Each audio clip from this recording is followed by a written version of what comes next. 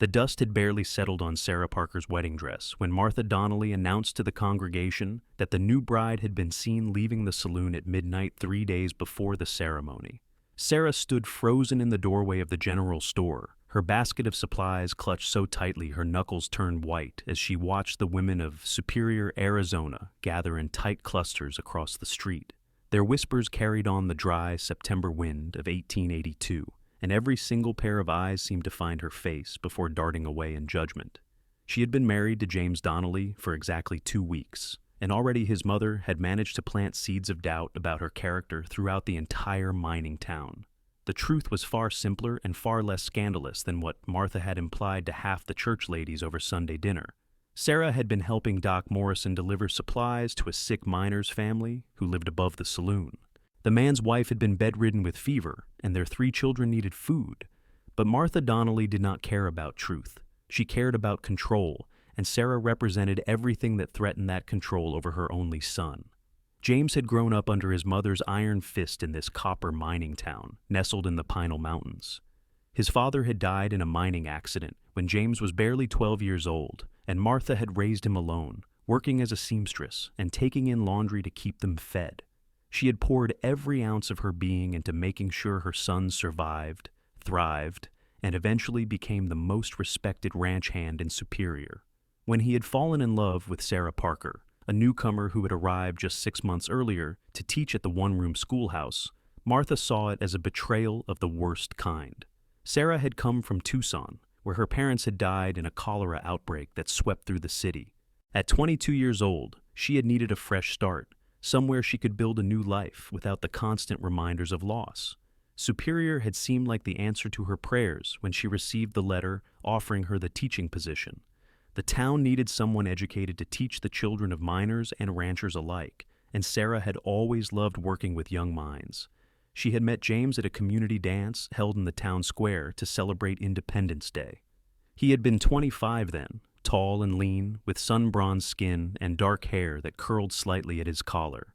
His eyes were a striking blue-green, like the copper deposits in the mountains caught the light of the sky. He had asked her to dance with a quiet confidence that made her heart skip, and when he smiled at her, she felt something shift in her chest that she had not felt since before her parents died. Their courtship had been proper and sweet. James would ride into town after his work at the Davidson Ranch was finished, his horse lathered from the journey, just to walk Sarah home from the schoolhouse. He brought her wildflowers from the desert, tough little blooms that survived in the harsh Arizona sun. He told her about his dreams of one day owning his own ranch, of raising cattle and horses in the valleys where water still ran clear. Sarah had listened and fallen deeper in love with each passing week. Martha had been polite at first, though Sarah sensed the coldness beneath the surface pleasantries. The older woman would smile with her mouth, but not her eyes when Sarah came to Sunday dinner. She would make small comments about how Sarah seasoned her cooking differently, how she wore her hair in a style that seemed too fancy for a simple town like Superior, how she had ideas about education that seemed rather progressive. James had brushed off Sarah's concerns, assuring her that his mother just needed time to adjust to the idea of him getting married. But time had not softened Martha Donnelly. If anything, the engagement had made her more determined to find fault with her future daughter-in-law. And when gentle criticism failed to drive Sarah away, Martha had changed tactics entirely. She began spreading rumors, small ones at first. Sarah had been rude to Mrs. Henderson at the Mercantile. Sarah had questioned the preacher's sermon a bit too boldly. Sarah had been seen talking alone with a ranch hand near the edge of town. None of it was true, but truth mattered little when Martha Donnelly spoke with such conviction. She had lived in Superior for over 15 years, had sewn dresses for every woman in town, had been there for births and deaths and everything in between. Sarah was an outsider, new and unknown. People listened to Martha. The wedding had gone forward despite Martha's best efforts, held in the small church with its whitewashed walls and simple wooden pews. Sarah had worn her mother's dress, carefully preserved and altered to fit her slender frame. James had stood at the altar looking nervous and happy, his hand trembling slightly when he slipped the gold band onto her finger. Martha had sat in the front row, her face a mask of polite displeasure, her mouth pressed into a thin line. Now, standing outside the general store with the weight of suspicious stares pressing down on her shoulders, Sarah wondered if she had made a terrible mistake. She loved James with her whole heart, but she had not anticipated that loving him would mean becoming a pariah in the town she had hoped would become her home. "Sarah?" The voice was low and steady, and she turned to find James striding toward her down the wooden sidewalk, his boots making hollow sounds against the planks. He wore his work clothes, dusty from a morning spent breaking horses at the ranch, and his face was tight with barely controlled anger.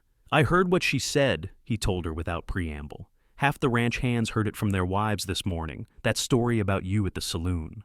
Sarah felt tears prick at her eyes, but refused to let them fall. "It is not true, James. You know it is not true. I was helping Doc Morrison."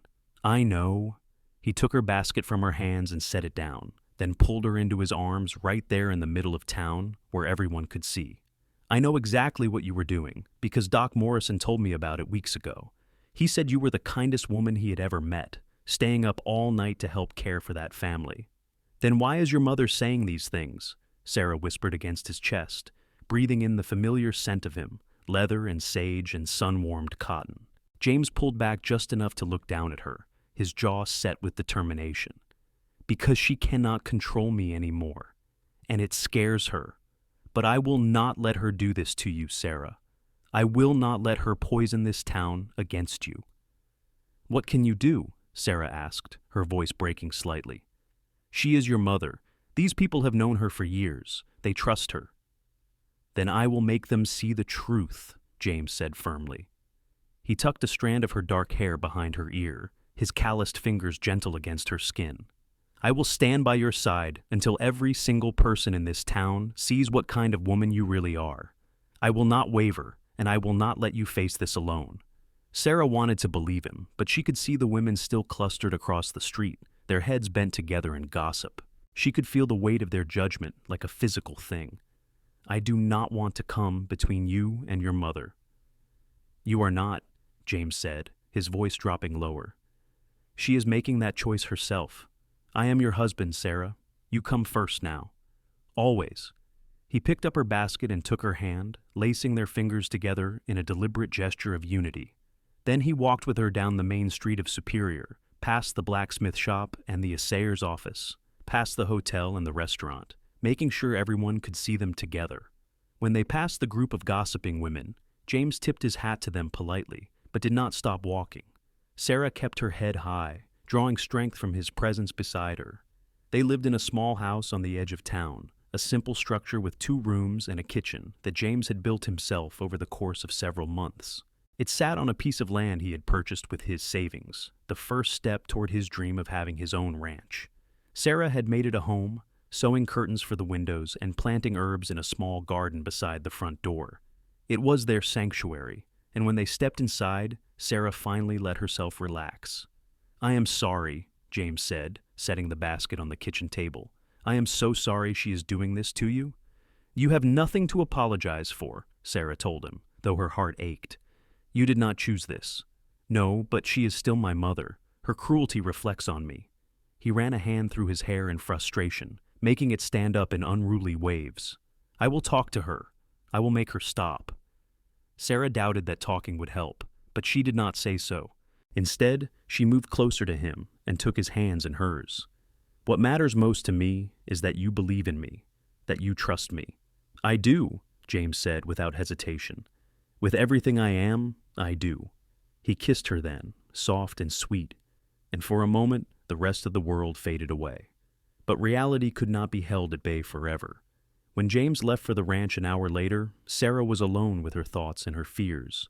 She sat at the kitchen table and tried to plan lessons for her students, but she kept thinking about the looks she had received in town, the whispers that followed her like shadows. The next morning, 3 mothers pulled their children out of her class. They came to the schoolhouse before lessons began, their faces apologetic but firm. They had heard things, they said. They were concerned about the moral character of the person teaching their children. Perhaps it would be best if their sons and daughters stayed home for a while, just until everything settled down. Sarah watched them go with a sinking feeling in her stomach. She knew Martha was behind this. The older woman had likely visited each of these families personally, planting more seeds of doubt, watering them with carefully crafted lies. By the time Sarah rang the bell to start class, her normally full schoolhouse had only 7 students instead of 15. The children who remained seemed confused by the absence of their friends. Little Emma Garcia raised her hand and asked where Tommy Henderson had gone, and Sarah had to smile and say his mother needed him at home today. She could not tell these innocent children that adults were playing cruel games with people's reputations and livelihoods. At lunchtime, Sarah sat on the schoolhouse steps and ate the bread and cheese she had brought from home. Across the dusty yard, she could see the mountains rising in the distance, their peaks touched with gold from the afternoon sun. The landscape was beautiful and harsh, much like the people who lived here. This was mining country where copper was king and life was hard. People worked themselves to the bone to extract wealth from the earth, and they had little patience for outsiders or scandal. She heard footsteps approaching and looked up to find James walking toward her, his face grim. He carried a piece of paper in his hand, and even from a distance she could see the tension in his shoulders. "What happened?" she asked, standing up quickly. James handed her the paper without speaking. It was a notice, printed in neat handwriting, announcing that due to concerns about moral character, the school board would be meeting to discuss whether Sarah Parker Donnelly should remain as the town's school teacher. The meeting was scheduled for Saturday evening, just 4 days away. "Who wrote this?" Sarah whispered, though she already knew the answer. "My mother delivered it to every member of the school board this morning," James said, his voice tight with barely suppressed rage. "She also delivered a letter detailing every false accusation she could think of against you." Sarah felt the world tilt beneath her feet. Teaching was not just her job, it was her purpose, the thing that had saved her after her parents died. The thought of losing it because of Martha's vendetta made her feel physically ill. "I went to see her," James continued, his hands clenching into fists at his sides. "I told her she needed to stop this immediately. I told her she was destroying an innocent woman's life over nothing." "What did she say?" Sarah asked, though she was not sure she wanted to know. James's expression darkened. "She said she was protecting me from a woman who would bring shame to our family. She said she had proof that you were not who you claimed to be, that you were hiding something from your past." "That is absurd," Sarah said, her voice rising. "I have nothing to hide. My parents died of cholera. I came here to teach. That is the whole truth of my history." "I know," James said, pulling her into his arms. "I know, and I told her as much. But she would not listen. She is convinced that she is right, that she is saving me from some terrible fate."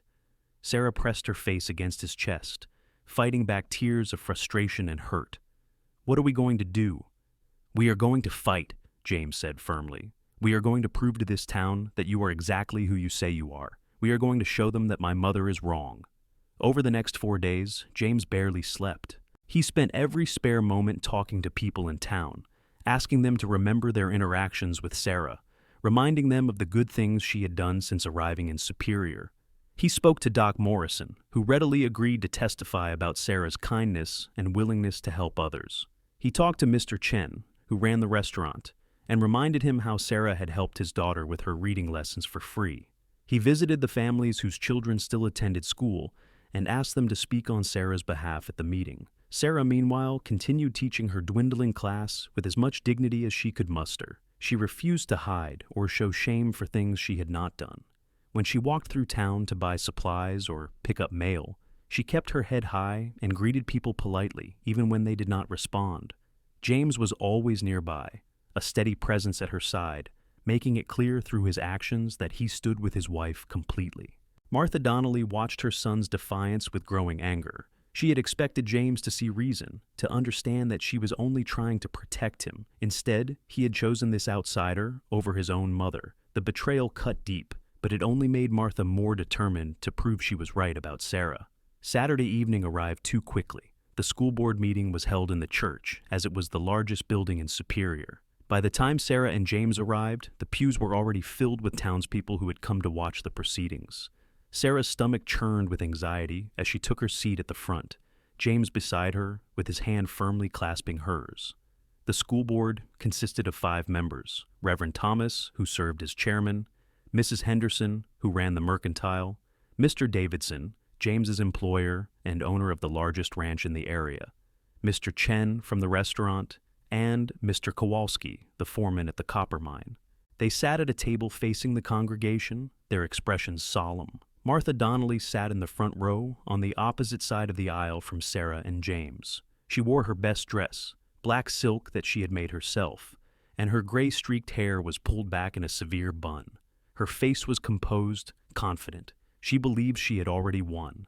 Reverend Thomas called the meeting to order, his voice echoing in the quiet church. "We are gathered here tonight to address concerns that have been raised about our school teacher, Mrs. Sarah Donnelly. Mrs. Martha Donnelly has brought forward accusations that, if true, would call into question whether Mrs. Sarah Donnelly is fit to continue in her position." Sarah felt James's hand tighten around hers, a silent show of support. She forced herself to breathe slowly, evenly, to maintain her composure. "Mrs. Martha Donnelly, would you like to present your concerns?" Reverend Thomas asked.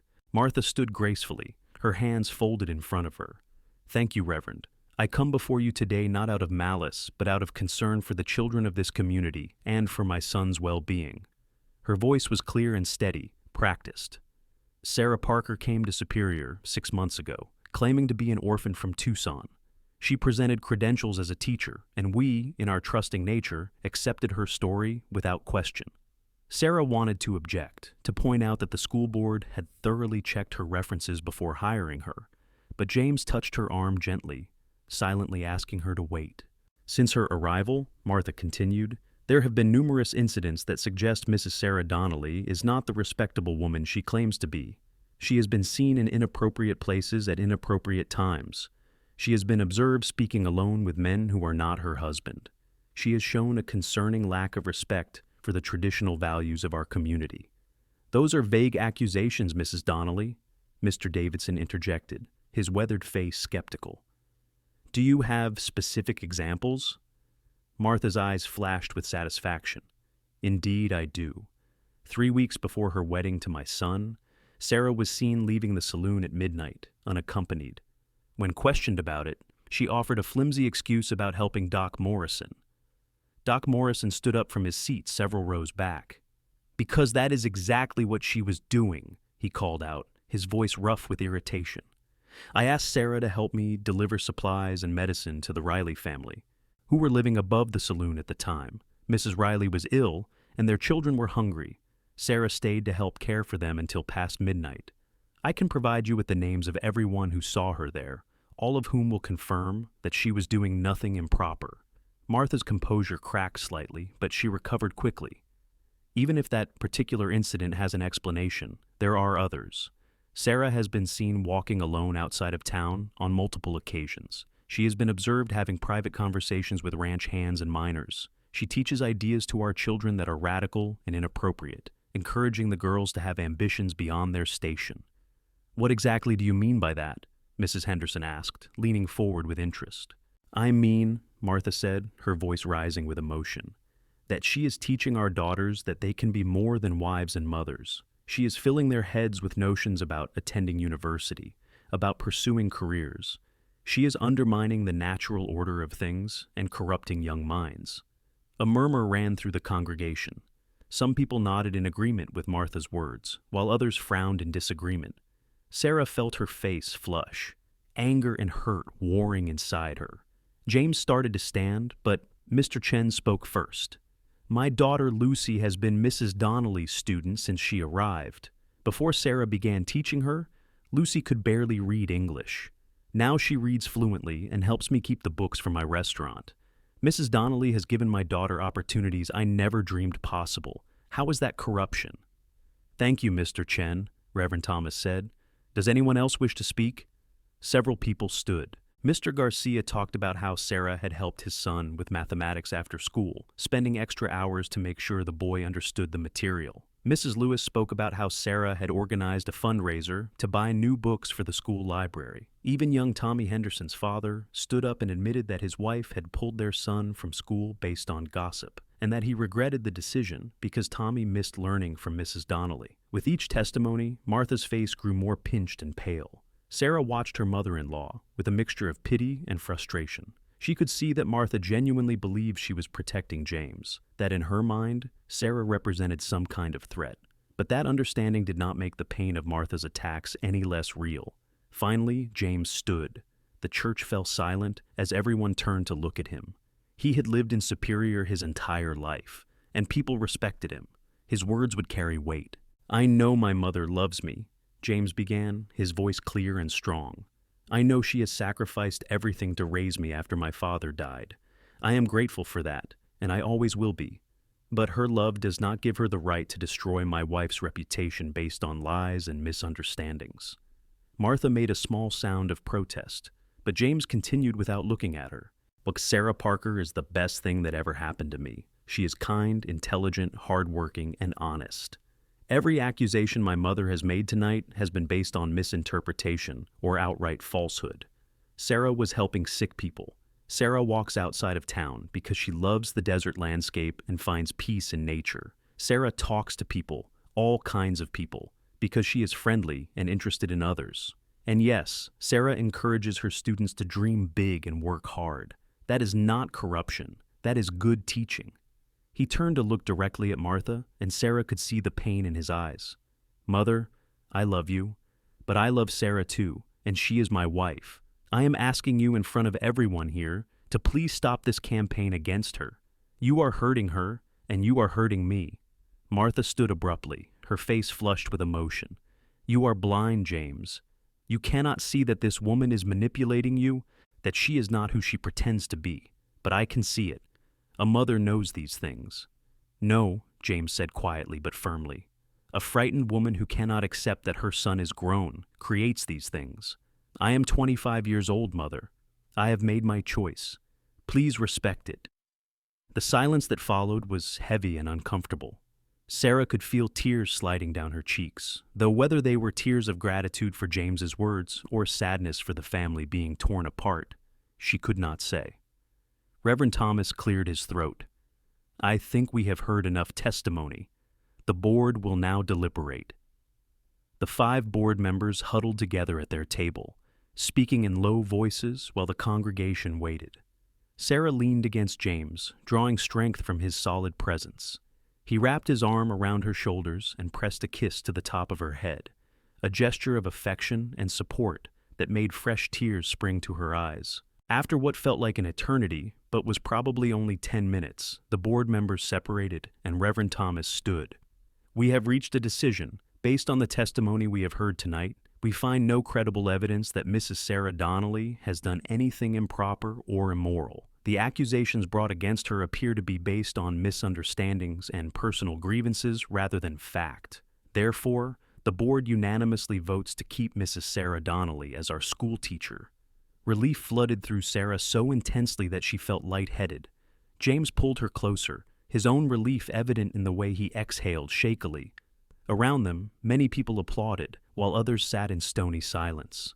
Martha Donnelly stood frozen for a moment, her face pale with shock and anger. Then, without a word, she turned and walked out of the church, her back rigid with wounded pride. Sarah watched her go and felt a pang of sympathy despite everything. Martha had lost tonight, and that loss had been public and absolute. "Thank you," Sarah whispered to James as people began to file out of the church, many stopping to shake her hand or offer words of support. "Always," James replied, his eyes soft as he looked down at her. "I meant what I said. You are the best thing that ever happened to me, and I will stand by your side no matter what." The days that followed the meeting were strange. Some people in town went out of their way to be kind to Sarah, as if trying to make up for having doubted her.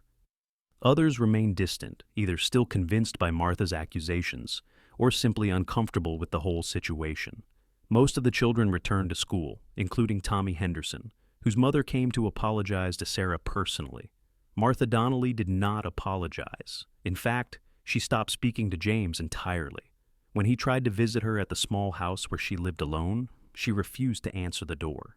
When he saw her in town, she would turn and walk in the opposite direction. The silence between mother and son was painful, and Sarah could see it weighing on James even though he tried to hide it.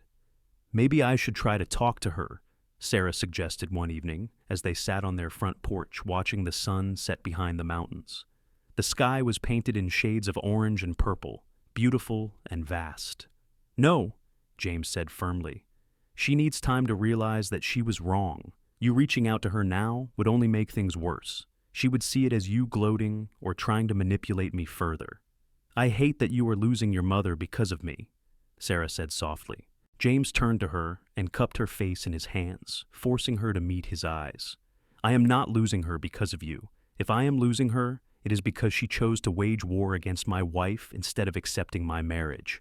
That was her choice, Sarah, not yours, not mine. Sarah wanted to believe him, but guilt still gnawed at her. She knew what it was like to lose family, to be alone in the world. She did not want that for James, even if Martha's behavior had been inexcusable. 3 weeks after the school board meeting, something unexpected happened. Sarah was walking home from the schoolhouse on a Thursday afternoon when she saw smoke rising from the direction of Martha's house. Her first instinct was to run toward it, and she gathered her skirts and began running down the street, her heart pounding with alarm. By the time she reached Martha's small cottage on the far edge of town, a crowd had already gathered. Flames were licking out of the kitchen window, and black smoke poured into the sky. Several men were trying to form a bucket brigade from the nearest well, but it was clear the fire was spreading too quickly for them to control it effectively. "Where is Mrs. Donnelly?" Sarah shouted to the nearest person, a young miner she recognized from church. "Still inside," he said, his face grim. "She went back in to get something, and no one has seen her come out." Sarah did not think. She just acted. She pulled her shawl over her mouth and nose and ran toward the burning house. Behind her, people shouted for her to stop, but she ignored them. Martha might have tried to destroy her, but Sarah could not stand by and let the woman die. The heat inside the cottage was intense, and smoke stung her eyes immediately. Sarah dropped low, remembering something her father had once told her about smoke rising. She crawled through the front room, calling out for Martha. "Mrs. Donnelly, Martha, where are you?" She heard a faint coughing sound from the direction of the bedroom. Sarah crawled faster, her lungs burning from the smoke. She found Martha on the floor beside her bed, coughing violently. An old wooden chest lay open beside her, and Martha was clutching a bundle of letters to her chest. "Come on," Sarah said, grabbing Martha's arm. "We have to get out now." Martha looked at her with dazed, confused eyes. "Sarah?" "Move," Sarah commanded, using her teacher voice, firm and brooking no argument. She half dragged, half carried Martha toward the front door. The smoke was thicker now, and Sarah could barely see. Her lungs screamed for clean air. She focused on moving forward, one agonizing inch at a time, Martha's weight heavy against her side. They burst out of the front door just as part of the roof collapsed behind them.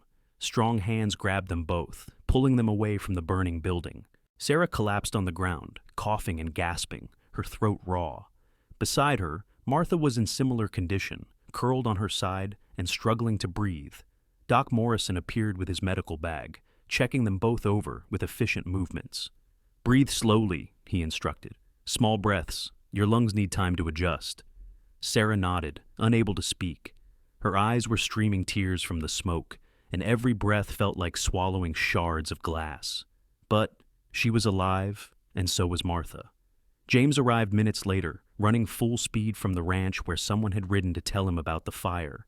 He dropped to his knees beside Sarah, his face white with fear. "What were you thinking?" he demanded, his voice rough. "You could have died." "Could not let her die," Sarah managed to rasp out between coughs. James pulled her into his arms, holding her so tightly she could barely breathe, but she did not complain. She could feel him shaking, could hear his heart racing beneath her ear. "Do not ever scare me like that again," he whispered fiercely. When Sarah had recovered enough to sit up properly, she looked over at Martha. The older woman was sitting up now too, still clutching the bundle of letters she had risked her life to save. Her face was streaked with soot and tears, and she looked older somehow, fragile in a way Sarah had never seen before. Their eyes met across the space between them, and something passed between them, understanding perhaps, or simply the recognition of shared mortality. "You saved my life," Martha said hoarsely, her voice barely audible. "I could not let you die," Sarah replied simply. Martha looked down at the letters in her hands, her expression crumbling. "These are letters from James's father. They are all I have left of him." She raised her eyes to Sarah again, and this time there was pain and regret in their depths. "I was wrong about you. I see that now. A bad woman would not have risked her life to save someone who had been so cruel to her." Sarah did not know what to say. The apology felt both too little and somehow monumental at the same time. She glanced at James, who was watching his mother with a mixture of hope and wariness. "I am sorry," Martha continued, her voice breaking.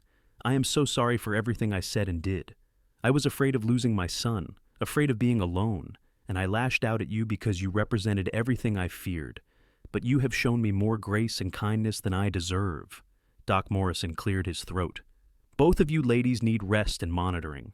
Mrs. Martha, your house is gone. Do you have somewhere you can stay?" Martha looked lost, uncertain.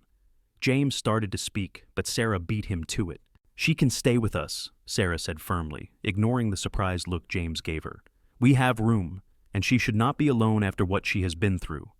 Martha stared at her in disbelief. "You would do that? After everything?" "You are James's mother," Sarah said, "and family takes care of family, even when it is hard." Tears spilled down Martha's soot-stained cheeks, cutting clean tracks through the grime. "I do not deserve your kindness." "Probably not," Sarah agreed with a small, tired smile. "But I am giving it anyway." The next few weeks were awkward as Martha settled into the small house with Sarah and James. The older woman slept on a cot in the kitchen, insisting that she did not need much space. During the day, while Sarah taught school and James worked at the ranch, Martha cleaned and cooked, seemingly determined to make herself useful. At first, conversation between the two women was stilted and uncomfortable. They moved around each other carefully, like strangers learning to share space. But gradually, things began to shift. Martha would ask Sarah about her day at school, and Sarah would tell her stories about the children. Sarah would ask Martha to teach her a particular stitch or recipe, and Martha would patiently show her. One evening, about 3 weeks after the fire, Martha and Sarah were preparing dinner together, while James was out tending to the horses. Martha was rolling out dough for biscuits while Sarah chopped vegetables for stew. "My husband used to love this stew," Martha said quietly, breaking the comfortable silence.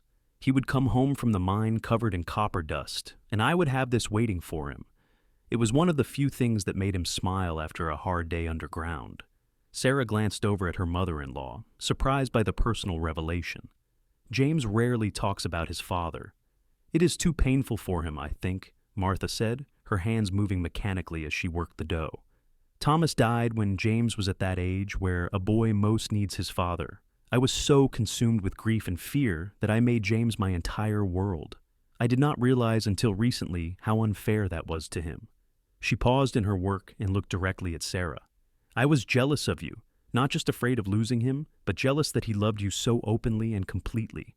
Thomas loved me that way once, before the mine took him. Seeing James look at you the way Thomas used to look at me brought back all that pain, all that loss. So I tried to destroy what you had, thinking it would somehow protect my son. But all I did was hurt everyone I love." Sarah set down her knife and moved closer to Martha. "I cannot imagine how hard it must have been to lose your husband and raise James alone. You did an incredible job with him, Martha. He is a good man, an honorable man. That is because of you." Martha's eyes filled with tears. "He is a good man despite me, not because of me. I nearly destroyed his happiness because I could not accept that he was grown and entitled to his own life. But you see it now," Sarah said gently.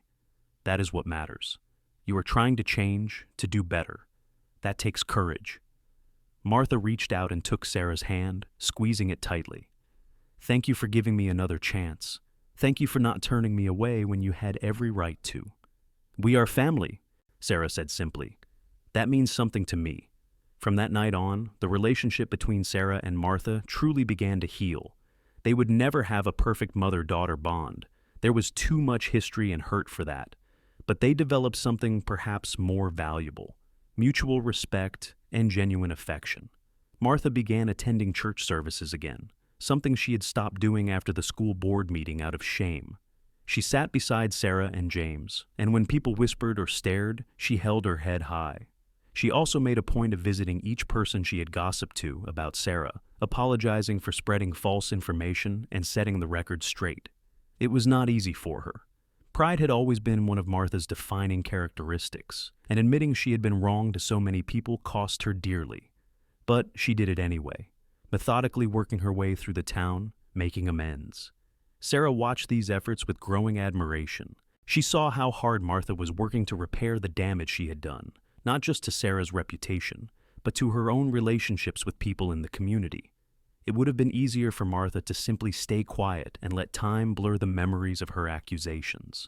Instead, she chose the harder path of active reconciliation.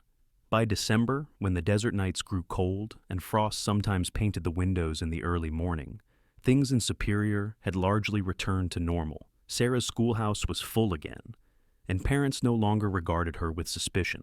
She and James had settled into the comfortable rhythms of married life, learning each other's habits and preferences, building a life together one day at a time. Martha had found work again as a seamstress, taking on projects from the women in town who were willing to forgive her past behavior. She had also begun making plans to build a new house on the lot where her old one had stood. James had offered to help with the construction, and several men from town had volunteered their time as well. One Saturday in mid-December, Sarah and Martha were at the general store together, buying fabric for new curtains for the house. Mrs. Henderson, who ran the store, had warmed considerably toward Sarah after the school board meeting and Martha's subsequent apologies. "I heard that you are expecting a baby, Mrs. Donnelly," Mrs. Henderson said to Sarah with a warm smile. "Congratulations to you and James." Sarah felt her face flush with pleasure. She was only about 2 months along, and she and James had planned to wait a bit longer before sharing the news widely. But apparently, in a town as small as Superior, secrets did not keep for long. "How did you know?" Sarah asked, her hand instinctively moving to her still flat stomach. Mrs. Henderson laughed. "Oh, honey, I have been running this store for 20 years. I know when a woman starts buying peppermint tea and ginger root for morning sickness." Besides Sarah, Martha had gone very still. When Sarah glanced over at her, she saw that her mother-in-law's eyes were bright with tears. "A baby?" Martha whispered. "I am going to be a grandmother?" Sarah nodded, suddenly nervous about Martha's reaction, but her fears were unfounded. Martha pulled her into a tight hug, right there in the middle of the general store, laughing and crying at the same time. "Oh, Sarah, oh, my dear girl, this is wonderful news. Just wonderful." The genuine joy in Martha's voice made Sarah's own eyes well up with tears. She hugged her mother-in-law back, feeling the last remaining walls between them finally crumble. That night, when James came home from work, Sarah and Martha told him the news together. The look on his face, pure shock giving way to overwhelming happiness, was something Sarah would remember for the rest of her life. He picked her up and spun her around, laughing like a boy, then set her down gently as if suddenly afraid he might hurt her. "A baby," he kept saying. "We are having a baby." "You are going to be a wonderful father," Martha said, her voice thick with emotion. "Better than I was a mother." "You are a good mother," James said firmly, pulling Martha into a hug. "You made mistakes, but you owned them and made amends. That is what matters." The three of them sat up late that night, making plans and dreaming about the future. Martha shared stories about James as a baby, tales that made him groan with embarrassment and made Sarah laugh until her sides hurt. It felt like family, real and complicated and beautiful. Winter passed slowly in Superior, the days short and the nights long. Sarah's belly began to swell with the growing baby, and she finally had to let out her dresses to accommodate her changing shape. She continued teaching until March, when the morning sickness and fatigue became too much to manage while wrangling 15 energetic children. Martha and James both fussed over her constantly, making sure she was resting enough and eating well. Martha seemed determined to make up for all her past cruelty by being the most attentive and helpful mother-in-law possible. She cooked Sarah's favorite foods, sewed tiny clothes for the baby, and shared wisdom about pregnancy and childbirth that eased Sarah's anxieties. James was equally devoted, rushing home from the ranch every day to check on Sarah and make sure she had everything she needed. At night, he would lie with his hand on her belly, talking to the baby in soft tones, telling their child about the ranch he was saving to buy, about the horses they would raise, about the life they would build together. "Do you think it is a boy or a girl?" he asked one evening in early April as they lay in bed, the spring breeze carrying the scent of desert flowers through the open window. "I do not know," Sarah said, running her fingers through his hair. "What do you hope for?" "I hope for healthy," James said simply. "Boy or girl, it does not matter to me. I just want you both to be all right." "We will be," Sarah assured him, though she had her own fears about childbirth. She had heard too many stories of women who did not survive bringing their babies into the world, but she tried to push those dark thoughts away and focus on hope instead. Martha's new house was completed in May, a small but sturdy structure that she declared was perfect for her needs. James and several other men from town had worked on it every weekend, and the community had come together to help furnish it with donations of furniture and household goods. It was a testament to how much Martha had repaired her standing in Superior through her genuine efforts at reconciliation. The day Martha moved out of their house, Sarah felt a strange mix of relief and sadness. She had grown accustomed to having her mother-in-law around, to their morning conversations over coffee and their evening sewing sessions. But she also looked forward to having the house to herself and James again, especially with the baby coming soon. "I will visit every day," Martha promised as she packed her belongings, "and you must send for me the moment you feel the first pain. I intend to be there when my grandchild arrives." "I would not have it any other way," Sarah said honestly. 2 weeks later, on a warm Tuesday morning in late May, Sarah felt the first contractions. They were mild at first, barely noticeable, but she recognized them for what they were. James was at the ranch, but Martha was due to visit that afternoon anyway. Sarah tried to remain calm and go about her normal routine, but by noon, the pains were coming more regularly and with greater intensity. She was standing in the kitchen, gripping the edge of the table and breathing through a contraction when Martha arrived. Her mother-in-law took one look at her and sprang into action. "James," Martha said immediately, "someone needs to fetch James and Doc Morrison, right now." A neighbor boy who had been playing in the yard was dispatched to the ranch while Martha helped Sarah to the bedroom. The next several hours were a blur of pain and effort, of Martha's calm voice guiding her through contractions, of Doc Morrison's steady presence as he monitored the baby's progress. James arrived in record time, his horse lathered from being ridden hard. He burst into the bedroom, his face white with fear, and immediately took Sarah's hand. "I am here," he said, his voice shaking slightly. "I am right here with you." Sarah gripped his hand hard enough to hurt as another contraction rolled through her. "Do not leave," she gasped. "Never," he promised. The labor was long and difficult. As the sun set and night fell over Superior, Sarah began to lose hope that it would ever end. The pain was relentless, consuming, and she was exhausted beyond measure. But every time she felt herself wanting to give up, she would look at James's face, see the love and fear and determination there, and find the strength to keep going. Martha was remarkable throughout the ordeal. She wiped Sarah's face with cool cloths, gave her sips of water, and spoke words of encouragement that kept her focused. Doc Morrison praised Martha's midwifery skills, saying she was better than most trained nurses he had worked with. Finally, just after midnight, with one last tremendous effort, Sarah felt the baby slide free. She collapsed back against the pillows, gasping and crying, as Doc Morrison lifted a squalling, red-faced infant into the air. "It is a boy," he announced with a grin. "A healthy baby boy." James was crying openly, tears streaming down his face as Doc Morrison handed him the baby, now cleaned and wrapped in a soft blanket Martha had made. He looked down at his son with such wonder and love that Sarah felt her heart might burst. "He is perfect," James whispered. "Sarah, he is absolutely perfect." He brought the baby to Sarah, placing him gently in her arms. She looked down at the tiny face, the dark hair, the impossibly small fingers, and fell completely and irrevocably in love. This was her son, hers and James's, the physical embodiment of their love for each other. "Hello, little one," she murmured, tracing one finger down the baby's soft cheek. "Welcome to the world." Martha stood at the foot of the bed, tears rolling down her cheeks as she gazed at her grandson. When Sarah looked up and met her eyes, the two women shared a smile that held years of pain and forgiveness and hope. "What will you name him?" Martha asked softly. Sarah looked at James, and they exchanged a silent conversation. They had discussed names for months, unable to decide on one they both loved. "Thomas," James said, looking at his mother. "Thomas James Donnelly, after his grandfather." Martha made a small, choked sound and covered her mouth with her hand. Fresh tears spilled over as she nodded, too overcome to speak. "Thomas," Sarah repeated, testing the name. It felt right. "Tommy." The baby, as if he approved of his name, gave a little sigh and snuggled deeper into Sarah's arms. She looked around the room at her small family, James beside her on the bed, gazing at his son with wonder. Martha weeping happy tears at the foot of the bed. Doc Morrison packing up his supplies with a satisfied smile. This was what she had dreamed of when she left Tucson searching for a new life.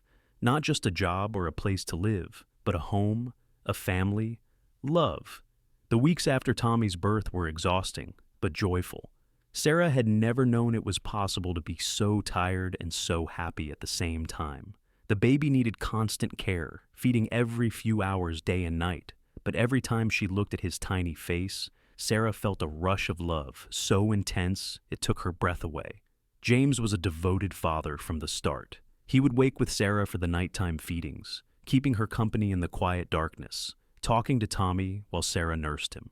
During the day, James would hurry home from the ranch whenever he could, eager to hold his son and check on his wife. Martha visited daily, bringing food and help and endless patience. She would take Tommy for a few hours so Sarah could sleep, and she shared advice about caring for a newborn that Sarah found invaluable.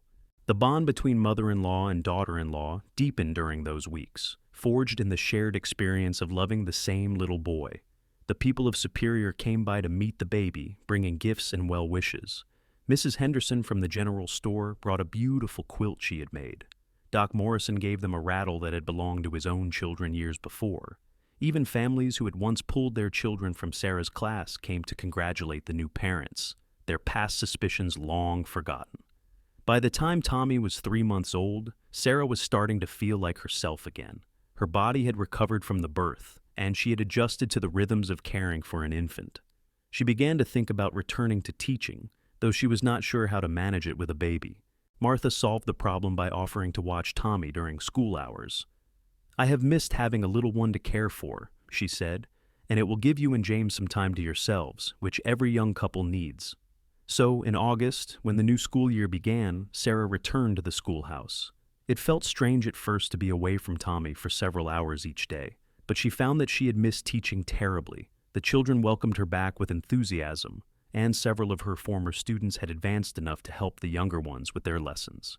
Life in Superior settled into a comfortable pattern.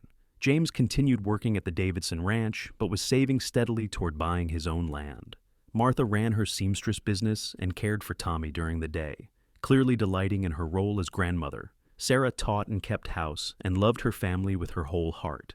One evening in October, as Sarah and James sat on their porch watching the sunset while Tommy slept inside, James reached over and took her hand. "I have been thinking," he said quietly, "about everything that happened last year.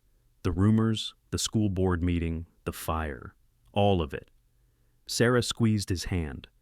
"What about it?" "I am grateful for it," he said, and when she looked at him in surprise, he smiled. "I know that sounds strange, but if my mother had not done what she did, I might never have had to stand up and fight for you the way I did. I might never have fully understood how much you mean to me, or how far I am willing to go to protect our life together. And my mother would never have had to face what she became and choose to change."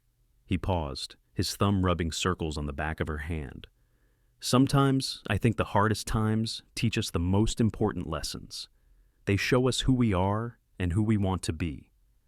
Sarah considered his words, looking out at the mountains bathed in the golden light of the setting sun. "You stood by me when everyone else doubted," she said softly. "You never wavered, not once. That is when I knew for certain that marrying you was the best decision I ever made." "I will always stand by you," James promised. "No matter what comes, that is what love means." They sat in comfortable silence for a while, hands clasped, watching the sky turn from gold to pink to purple. Inside, Tommy began to fuss, and Sarah stood to go to him. James followed, and together they tended to their son, working in the easy partnership they had developed over months of shared parenthood. As Sarah lifted Tommy from his cradle and settled into the rocking chair to feed him, James knelt beside her and wrapped his arms around them both. She leaned against him, feeling the solid warmth of his body, and looked down at the baby nursing contentedly at her breast. This was everything she had never known she wanted until she found it. The years that followed were good ones. James finally saved enough to buy a small ranch about 5 miles outside of Superior, land with good water and grazing for cattle and horses. They built a larger house there, with room for their growing family. Sarah continued teaching, but reduced her hours, working closely with the school board to hire an assistant teacher to help manage the growing number of students. Tommy grew into a bright, energetic boy, with his father's blue-green eyes and his mother's quick mind. When he was 3, Sarah gave birth to a daughter they named Elizabeth. with auburn hair and a temperament as fierce as her grandmother Martha's had once been. 2 years after that came another son, Daniel, quieter than his siblings, but observant and thoughtful. Martha remained a constant presence in their lives, spending several days each week at the ranch, helping with the children and the household. She and Sarah had become true friends, their painful history transformed into something stronger through forgiveness and shared love. Martha taught Sarah all her best recipes and sewing techniques, and Sarah made sure Martha was included in every family decision and celebration. The town of Superior continued to grow as the copper mine expanded. More families moved to the area, and the community thrived. Sarah's reputation as an excellent teacher was firmly established, and many families specifically requested that their children be placed in her class. The whispers and suspicions of that first year were long forgotten, replaced by respect and genuine affection. On their 10th wedding anniversary, James took Sarah up into the mountains to a spot where they could see for miles in every direction. The desert stretched out below them, beautiful and harsh and home. "Do you ever regret it?" he asked her as they sat on a flat rock, his arm around her shoulders. "Coming to Superior, marrying me, everything that happened with my mother?" Sarah thought about the question seriously before answering. "I regret the pain we all went through," she said finally. "I regret that your mother felt so threatened by our love that she tried to destroy it. But do I regret the outcome? No, never. This life we have built together, our children, our home, even the relationship I have with Martha now, all of it is worth what we went through to get here." She turned to look at him. This man who had stood by her when the entire town turned against her, who had chosen her over everyone and everything else. "You showed me what real love looks like, James. Not just in the easy moments, but in the hard ones. You fought for me when I could not fight for myself. That is the kind of love I want to teach our children, by example. Love that stands firm even in the storm." James kissed her then, soft and deep, the way he had kissed her on their wedding day all those years ago. "I would do it all again," he murmured against her lips. "Every single moment, I would choose you." They stayed on the mountain until the sun began to set, talking about their dreams for the future. James wanted to expand the ranch, maybe hire some help, so they could manage a larger herd. Sarah wanted to write a book about teaching methods in frontier communities, sharing what she had learned over the years. They both wanted to make sure their children had every opportunity to pursue their own dreams, whether that meant staying in Superior or venturing out into the wider world. As they rode back down the mountain toward home, Sarah felt a deep sense of peace and contentment. Her life had not turned out the way she had planned when she left Tucson all those years ago. It had been harder, more complicated, and more painful than she could have imagined, but it had also been richer, fuller, and more beautiful than any plan could have captured. She had found more than just a job and a place to live in Superior. She had found a partner who loved her unconditionally, children who filled her days with joy and purpose, and even a mother-in-law who had become one of her dearest friends after nearly becoming her worst enemy. She had learned that forgiveness was possible even after deep hurt, that people could change if they chose to, and that love really could conquer all when it was combined with courage and commitment. The ranch house came into view as they crested the final hill, lights glowing warm in the windows. Martha would be there with the children, probably reading them stories before bed. Sarah could almost hear Tommy's excited chatter, Elizabeth's infectious giggle, Daniel's quiet questions. This was home, not just a place, but a feeling, a collection of people and memories and love. James reached over and took her hand as they rode the last stretch to the barn. She smiled at him, and he smiled back. And in that exchange was everything they had been through and everything they still had to look forward to. The cowboy who had stood by her side when the town turned against her, who had chosen love over loyalty to his mother's lies, who had built this life with her piece by piece. As they dismounted and walked hand in hand toward the house, Sarah sent up a silent prayer of gratitude for second chances and new beginnings, for the strength to stand firm in the storm, for the grace to forgive and be forgiven, for this man beside her, this family waiting inside, this life they had fought so hard to protect and build. The door opened before they reached it, and 3 small bodies came tumbling out. Tommy reached them first, grabbing his father around the legs and demanding to know where they had gone. Elizabeth was right behind, insisting that Grandmother Martha had let them stay up past bedtime. Daniel hung back shyly until Sarah scooped him up, and he buried his face in her neck with a contented sigh. Martha appeared in the doorway, her gray hair loose around her shoulders and a smile on her weathered face. "Welcome home," she called. "I hope you enjoyed your escape while it lasted." "We did," Sarah called back, laughing as James lifted both Tommy and Elizabeth into his arms and carried them squealing toward the house. Inside, the house was warm and full of life. The children demanded stories about where their parents had been, and James obliged with an exaggerated tale about climbing mountains and fighting off mountain lions that had them wide-eyed with wonder. Martha made coffee while Sarah settled Daniel on her lap, his eyelids already drooping with sleep.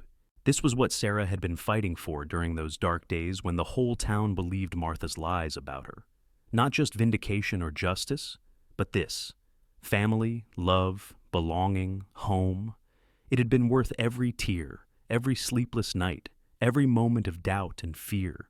Because in the end, love had won, truth had prevailed, and the cowboy had stood by her side until everyone saw what she had known all along, that their love was real, strong, and worth fighting for.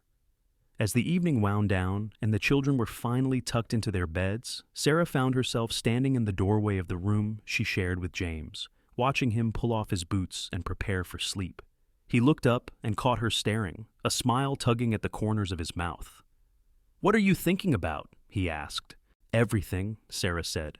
"How far we have come, how much we have been through, how grateful I am that you never gave up on us." James stood and crossed the room to her, pulling her into his arms. "I could never give up on you, Sarah. You are my heart, my home, my everything. From the moment I saw you at that Independence Day dance, I knew my life would never be the same." "Mine either," Sarah whispered, rising on her toes to kiss him. They held each other in the quiet of their bedroom, the sounds of the ranch settling for the night around them. Somewhere in the distance, a coyote howled at the moon. Closer by, one of the horses nickered softly in the barn. The children's breathing was soft and steady from their rooms down the hall. Martha moved quietly in the guest room, preparing for sleep. This was their life, imperfect and messy and absolutely beautiful, built on a foundation of love that had been tested by fire and emerged stronger. Sarah knew there would be more challenges ahead, more storms to weather. Life was never simple, especially in the harsh beauty of the Arizona desert, but she also knew, with absolute certainty, that they would face whatever came together. James had proven that he would stand by her side no matter what, and she would do the same for him. They had created something precious here, something worth protecting, a family bound not just by blood, but by choice, by forgiveness, by the kind of love that refuses to give up even when giving up would be easier. As they climbed into bed and James pulled her close, his body warm and solid against hers, Sarah closed her eyes and let herself drift towards sleep. Tomorrow would bring new adventures, new challenges, new joys. Their children would grow and change, the ranch would expand, life would continue its relentless forward march. But tonight, in this moment, everything was perfect. The cowboy had stood by her side until the truth was revealed. Martha had learned to love the daughter-in-law she had tried to destroy. The town had seen past their prejudices and suspicions to embrace Sarah as one of their own. And through it all, love had been the constant, the anchor, the force that transformed pain into growth and enemies into family. In the darkness of their bedroom, with James's heartbeat steady beneath her ear and the desert wind singing softly outside their window, Sarah smiled. This was the happy ending she had not dared to hope for when Martha first began her campaign of lies. Not just vindication, but transformation. Not just acceptance, but belonging. Not just survival, but a life overflowing with love and purpose and hope. The Wild West was unforgiving country, demanding strength and resilience from all who dared to make their home in its harsh embrace. But it also offered something precious to those brave enough to claim it: freedom, opportunity, and the chance to build something lasting. Sarah had claimed all of that and more. She had found her place, her purpose, her person. She had stood firm in the face of lies and hatred and had emerged victorious not through revenge, but through grace. Years from now, when her children were grown and she was old, Sarah knew she would look back on this time as the foundation of everything good in her life. The year she nearly lost everything would be remembered as the year she gained everything that truly mattered: the man who never wavered, the mother-in-law who learned to love, the town that learned to see past first impressions. the family that grew from ashes. As sleep finally claimed her, Sarah's last conscious thought was a simple one. She was home, truly and completely home, in a way that had nothing to do with geography and everything to do with love. And that was worth more than all the copper in the mountains of Superior, Arizona.